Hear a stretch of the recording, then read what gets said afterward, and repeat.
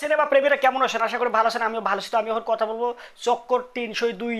এই যে মুভিটা আসতে যাচ্ছে 2025 ঈদুল ফিতরে, আই মিন এই রমজান ঈদে বরবাদ, জঙ্গলি এবং দাগের সাথে ক্লাশ করবে। তো এই মুভি থেকে অ্যানাউন্সমেন্ট একটা ভিডিও ড্রপ করা হয়েছিল ম্যাটেরিয়াল, তাও এর পরবর্তীতে এর টেজার রিলিজ করা হয়। তো বর্তমান সময়ে এসে এর একটা গান রিলিজ করা হয়েছিল। গানটা ভাই এত সুন্দর হয়েছে, আরে কাউয়ায় কমলা খাইতে জানে না, হয়ে হয়ে কাউয়ায় কমলা খাইতে জানে না।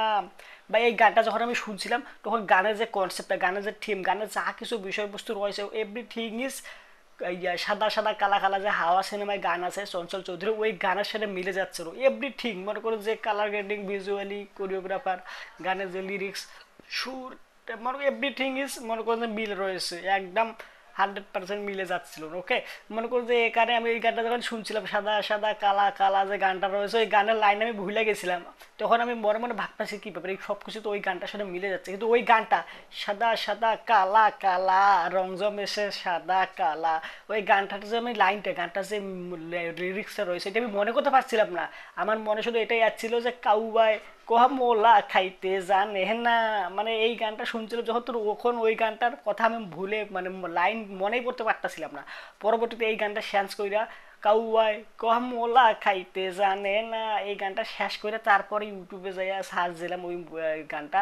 এরপরে ওই গানটা আমি দেখলাম সাদা সাদা কালা কালা। বা এমন একটা সিচুয়েশনে পড়েছিলাম যে গানে আমার গানা ওই রকম একটা আরেকটা গান আছে সাদা সাদা কালা কালা, ওকে, কিন্তু গানের লাইন আমি মনে করতে পারছিলাম না। এমন একটা সিচুয়েশনে ফালাইছিল ভাই, সত্যিকার অর্থে গানের এভরিথিং ইজ মনে করতো ওই গানটার সাথে মিল। যারা সাদা সাদা কালা কালা এই গানটাকে অনেক ভালোবাসেন, অনেক পছন্দ করেছিলেন, এই গানটা তাদের জন্য মাস্ট ওয়াচ হবে। মনে করি তাদের কাছে ভালো লাগবেই, মানে কি বলবো, একদম ভালো লাগার মতো গান। আর এখানে মনে করুন যে মিউজিক কম্পোজ করেছেন ইমন চৌধুরী, এখানে ইয়া দিয়েছেন রাজ্জাক দেওয়ান।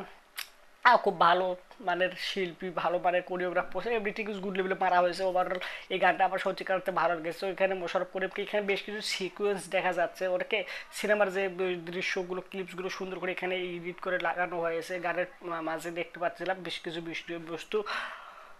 সারা আহমেদ জীবন এই মুভিটার ডিরেকশন দিয়েছেন, মানে উনি এই সিনেমার নির্মাতা, ডিরেক্টর যাকে বলা হয়। তো এর আগে উনি কোনো প্রকার কোনো মুভি বা কোনো নাটক বলেন না, কোনো ওয়েব সিরিজ, কোনো কিছুতে ডিরেক্টর হিসেবে ছিলেন না। এটাই হচ্ছে তার তার সর্বপ্রথম তার নিজের ডিরেকশনের মাধ্যমে নির্মিত হওয়া মুভি। তো এই মুভিটা আমরা আশাবাদী ভালো হোক, যদিও অনেকে এই মতামত করতেছে যে এইসব এই সিনেমাটা, এইসব সিনেমা আই মিন যেসব যে রয়েছে যে কমার্শিয়াল মুভি, যেমন বরবাদ, দাগি, জঙ্গলি, এইগুলো সিনেমার সাথে ক্লাসে রিলিজ না করে পরবর্তীতে একটা নির্দিষ্ট একটা ভালো একটা সময় সুযোগ বাইর করে ওখানে রিলিজ দিলে ভালো একটা সাফল্যের মুখ দেখতো। বর্তমানে এইসব মাস কমার্শিয়াল মুভির সাথে রিলিজ দিলে মুভিটা খুব ভালো একটা পরিমাণে সাফল্য অর্জন করতে পারবে না, সাকসেস নিতে পারবে না। তো এখানে আসলে কথা যুক্তিসম্পূর্ণ, তারপরেও তারা যেহেতু রিলিজ দেওয়ার প্ল্যান করেই ফেলেছে, রিলিজ দিবেই, তাহলে আমাদের আর কী করে। তো আমরা আশাবাদী মুভিটা যদি তারা রিলিজ দিবেই,